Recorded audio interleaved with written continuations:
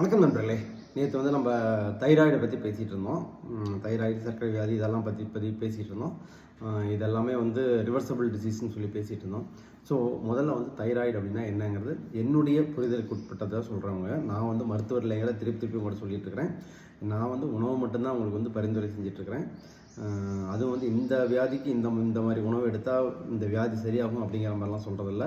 ஜென்ரலாக உங்களுடைய ஹெல்த்துக்காக எந்த உணவு நல்லதோ, உடலுக்கு வந்து எந்த உணவு நல்லதோ அதை மட்டும் தான் நான் வந்து ரெக்கமெண்ட் பண்ணிகிட்டு இருக்கேன்.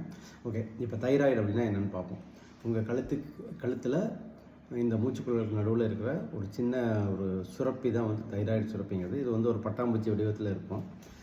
ஓகே, இதோட செயல்பாடு என்ன அப்படின்னு பார்த்தீங்கன்னா, இது வந்து தைராய்டு சுரப்பி சுரக்குது. அது வந்து உங்கள் ரத்தத்தில் கலந்து உங்களோட உடம்பு வந்து சீராக வச்சுக்க உதவி பண்ணுது. ஸோ இது வந்து அதிகமாக சுரந்தாலும் வந்து கெடுதி தான், குறைவாக சுரந்தாலும் கெடுதி தான்.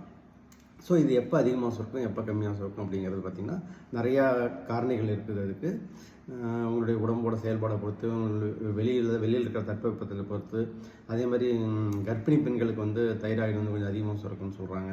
ஸோ இந்த மாதிரியான விஷயங்கள் நிறையாலாம் இருக்குது. ஸோ இதை வந்து எப்படி சரி பண்ண முடியும் என்ன அப்படின்னா, இதுக்கு முக்கியமாக வந்து என்ன உணவு எடுத்துக்கிட்டால் நல்லது அப்படின்னு பார்த்திங்கன்னா, பழங்கள் நிறையா நீங்கள் சாப்பிட்லாம். அப்புறம் தயிர் எடுத்துக்கலாம். அப்புறம் இந்த விதைகள் இதெல்லாம் எடுத்துக்கலாம். அதாவது பாதாம், முந்திரி இந்த மாதிரி விதைகள்லாம் எடுத்துக்கலாம். அதுக்கப்புறம் வந்து பருப்பு வகைகள் எடுத்துக்கலாம். முழு தானியங்களாக நல்லா சாப்பிட்லாம். அந்த மாவாக அரைச்சி சாப்பிட்றத விட முழு தானியமாக சாப்பிட்லாம். அந்த மாதிரி சாப்பிட்டீங்க அப்படின்னா இதெல்லாம் வந்து தைராய்டுக்கு ரொம்ப நல்லதுன்னு சொல்கிறாங்க. ஸோ இதெல்லாம் வந்து நீங்கள் முயற்சி பண்ணுங்கள். ஸோ இப்போ தைராய்டு வந்து என்னென்ன வகைகள் இருக்குது அப்படிங்கிறத பற்றி அதை நாளைக்கு நம்ம வீடியோவில் பார்ப்போம். இப்போ வந்து இன்றைக்கி உணவு என்னென்னு பார்ப்போமா. 2 தேங்காய் வச்சுருக்கோம். அடுத்து வந்து கொய்யாப்பழம் வச்சுருக்கோம். அடுத்து வந்து வெள்ளரிக்காய் வச்சுருக்கோம். இது வந்து சோயா பீன்ஸு. இது வந்து வெண்டைக்காய் பொரியல். ஓகே, இன்றைக்கி என்ன சோறு வச்சுருக்கோன்னு பார்த்தீங்கன்னா, நீங்கள் சோறாக வச்சுட்டோம். நான் மட்டும்தான் வீட்டில், நான் என்னுடைய சமையல் தான்.